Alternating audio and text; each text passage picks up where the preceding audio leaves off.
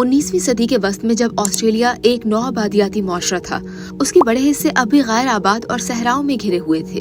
اندرون ملک کا سفر انتہائی مشکل تھا کیونکہ یورپی آباد کاروں کے گھوڑے اور بیل سخت گرمی اور طویل صحرائی راستوں میں ناکام ثابت ہوتے تھے۔ یہی وہ وقت تھا جب آسٹریلیا نے اپنی نگاہیں ایشیا کی طرف دوڑائیں۔ سب سے پہلے مسلمان اونٹ اور ان کے بان آسٹریلیا میں 1838 میں لائے گئے۔ یہ ایک تجربہ تھا تاکہ دیکھا جائے کہ آیا اونٹ آسٹریلیا کے صحرائی ماحول میں کارآمد ثابت ہوتے ہیں یا نہیں۔ یہ تجربہ کامیاب رہا۔ اس کے بعد بڑے پیمانے پر اونٹ بان افغانستان، بلوچستان اور برصغیر کے دیگر حصوں سے منگوائے گئے۔ 1860 کی دہائی میں جب آسٹریلیا کے اندرونی علاقوں کی تلاش کے بڑے سفر شروع ہوئے، اونٹوں اور ان کے ماہر بانوں کی ضرورت بڑھ گئی۔ تاریخ کے مطابق 1860 کی ڈریک اینڈ ویلز ایکسپیڈیشن میں سب سے پہلے مسلمانوں اور اونٹوں کو باضابطہ طور پر استعمال کیا گیا۔ اس کے بعد آنے والے عشروں میں تقریباً 2000 سے 3000 مسلمان اونٹ بان آسٹریلیا اپنے ساتھ تقریباً 15000 اونٹ لے کر آئے۔ ان اونٹ بانوں کا تعلق افغانستان، ہندوستان اور موجودہ پاکستان کے مختلف علاقوں سے تھا، لیکن آسٹریلیا میں سب کو مقامی لوگ افغان یا مختصراً غانز کہا کرتے تھے۔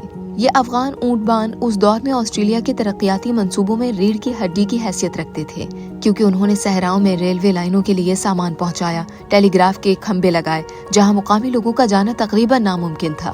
لیکن افغان اونٹ بانوں نے صحراؤں کو چیرتے ہوئے نہ صرف اندرون آسٹریلیا کی ترقی میں کلیدی کردار ادا کیا، بلکہ دور دراز بستیوں میں خوراک اور پانی کی فراہمی بھی یقینی بنائی۔ یہ سب انہی کے قافلوں کے ذریعے ممکن ہو سکا۔ افغان اونٹ بانوں نے آسٹریلیا کا وہ خواب پورا کیا جو یورپی نہیں کر سکتے تھے۔ اگر یہ مسلمان نہ ہوتے تو آسٹریلیا کے اندرونی علاقے طویل عرصے تک دنیا سے کٹے رہتے۔ ان کی محنت ہی کے باعث آسٹریلیا کے شمال اور جنوب کو ملانے والی ٹرین کا آغاز ہوا، جسے ان مسلمانوں سے منسوب کر کے دا غانز کہا گیا۔ آسٹریلیا کی ترقی میں اہم کردار ادا کرنے والے کچھ مسلمانوں کا تعارف ہو جائے۔ حسن موسیٰ خان، ایک تعلیم یافتہ اور بااثر شخصیت جو کئی زبانوں کے ماہر تھے اور آسٹریلیا میں مسلمان کمیونٹی کے نمائندہ بنے۔ گوڈ محمد، جنہوں نے افغان اونٹ بانوں کے قافلوں کی قیادت کی اور کئی اہم مہارت میں مرکزی کردار ادا کیا۔ محمد ایم خان، جو نہ صرف اونٹ بان تھے بلکہ بعد میں ایک مشہور طبیب اور حکیم بنے۔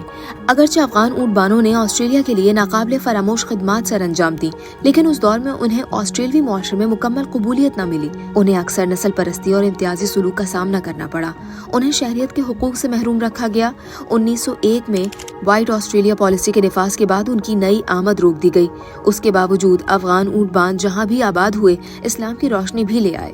انہوں نے چھوٹی چھوٹی مساجد تعمیر کی جہاں سے آذان بلند ہوئی اور آسٹریلیا کی فضاؤں میں پہلی بار کلمہ گونجا، اور ان میں سے کچھ مساجد آج بھی قائم ہیں۔ آج جب آسٹریلیا میں دا غانز ٹرین صحراؤں کو پار کرتی ہے تو یہ دراصل ان افغان اونٹ بانوں کی یادگار ہے۔